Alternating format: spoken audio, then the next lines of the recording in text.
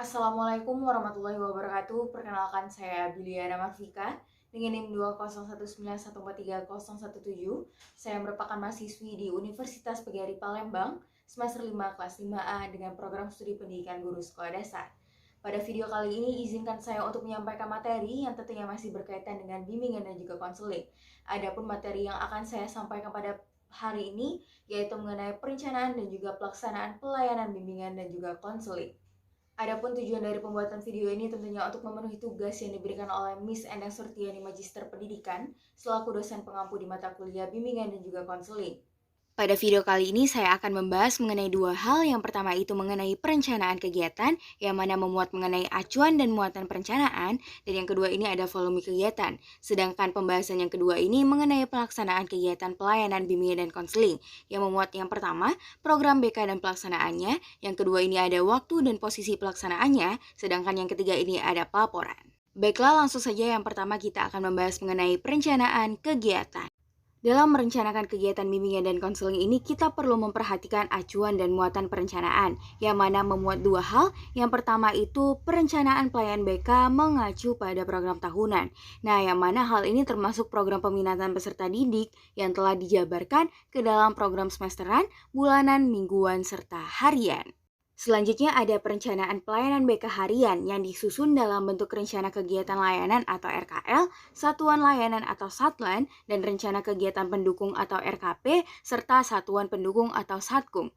Pelayanan BK yang masing-masing hal ini tentu memuat mengenai yang pertama, ada sasaran pelayanan atau siswa asuh, yang kedua ini substansi layanan atau kegiatan pendukung, yang ketiga ini ada jenis layanan atau kegiatan pendukung, serta alat bantu yang digunakan, yang keempat ini ada pelaksana layanan atau kegiatan pendukung dan pihak-pihak yang terlibat. Dan yang terakhir ini ada waktu dan tempat. Nah, pada program layanan harian dalam satu minggu ini dapat digabung menjadi program mingguan. Contohnya program tahunan, semesteran, dan harian dalam satu minggu. Selanjutnya ada muatan rencana. Nah, yang pertama ini materi pengembangan pribadi, sosial, belajar, atau karir, dengan kelima arah pelayanannya melalui berbagai jenis layanan dan kegiatan pendukung, serta format layanan sesuai dengan kebutuhan atau permasalahan peserta didik. Yang kedua ini ada materi pendidikan karakter yang diangkatkan melalui kegiatan layanan yang dimaksud sesuai dengan kebutuhan peserta didik. Yang ketiga ada materi peminatan peserta didik yang meliputi peminatan studi atau akademik, peminatan vokasional, peminatan lintas mata pelajaran, dan peminatan studi lanjutan. Yang terakhir ada strategi pembelajaran, yaitu hal yang digunakan dalam layanan BK, yang mana hal ini meliputi aktivitas berpikir, merasa, bersikap, bertindak, dan bertanggung jawab. Selanjutnya kita akan membahas mengenai volume kegiatan. Nah, volume kegiatan mingguan guru BK atau konselor ini disusun dengan memperhatikan yang pertama ini tentunya siswa.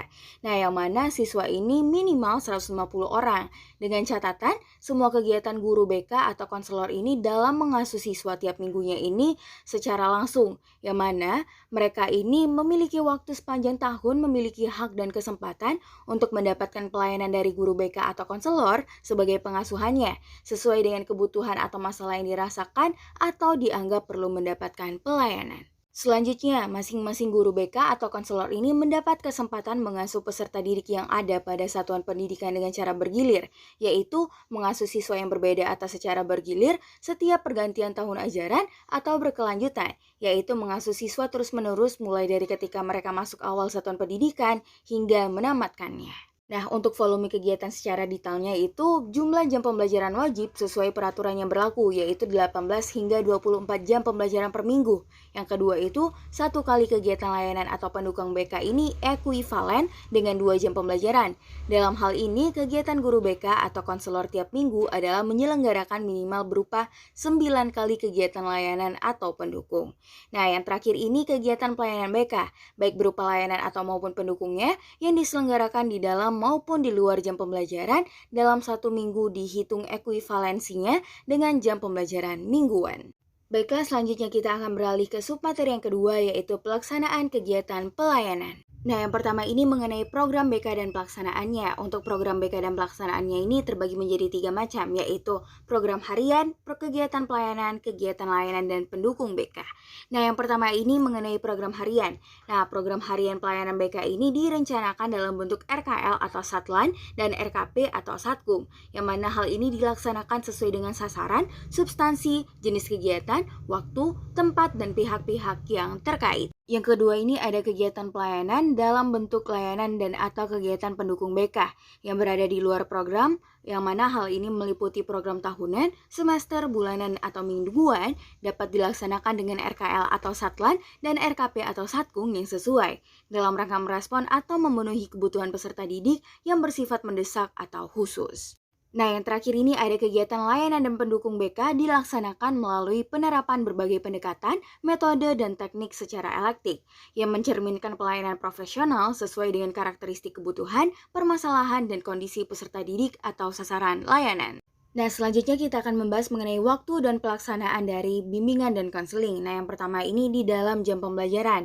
Nah, di dalam pembelajaran ini, hal ini meliputi 3 hal. Yang pertama ini kegiatan tatap muka, yang mana hal ini dilaksanakan secara klassikal dengan rombongan belajar siswa dalam tiap kelas untuk menyelenggarakan layanan informasi, penempatan dan penyaluran, penguasaan konten, kegiatan instrumentasi, serta layanan atau kegiatan lain yang dapat dilakukan di dalam kelas. Yang kedua, volume kegiatan tatap muka klasikal adalah 2 jam per kelas. Nah, yang mana hal ini tentunya rombongan belajar per minggu dan dilaksanakan secara berjadwal. Ketiga, ada kegiatan tatap muka non-klasikal, yang mana hal ini diselenggarakan dalam bentuk layanan konsultasi, kegiatan konferensi kasus, himpunan data, kunjungan rumah, tampilan perpustakaan, dan alih tangan kasus. Untuk waktu dan pelaksanaan di luar jam pembelajaran ini meliputi yang pertama, kegiatan tatap muka non-klasikal. Dengan siswa dilaksanakan untuk layanan orientasi, konseling perseorangan, bimbingan kelompok, konseling kelompok, mediasi, dan advokasi, serta kegiatan lainnya yang dapat dilaksanakan di luar kelas.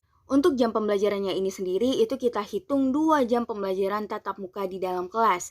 Nah, yang ketiga ini, kegiatan pelayanan BK di luar jam pembelajaran ini, satuan pendidikan maksimum 50% dari seluruh kegiatan pelayanan BK, yang mana hal ini diketahui dan dilaporkan kepada pimpinan satuan pendidikan. Nah, untuk program pelayanan BK ini pada masing-masing satuan pendidikan ini tentunya dikelola oleh guru BK atau konselor dengan memperhatikan keseimbangan dan kesinambungan program antar kelas dan antar jenjang kelas dan mensinkronisasikan program pelayanan BK dengan kegiatan pembelajaran mata pelajaran dan kegiatan ekstrakurikuler dengan mengefektifkan dan mengefisiensikan penggunaan fasilitas satuan pendidikan. Nah, untuk pelaporannya ini, kegiatan pelayanan BK ini dicatat dalam laporan pelaksanaan program atau LAPEL Pro. Baiklah, itulah pembahasan kita pada hari ini. Saya Biliana Marfika mohon pamit undur diri. Terima kasih sudah menonton. Wassalamualaikum warahmatullahi wabarakatuh.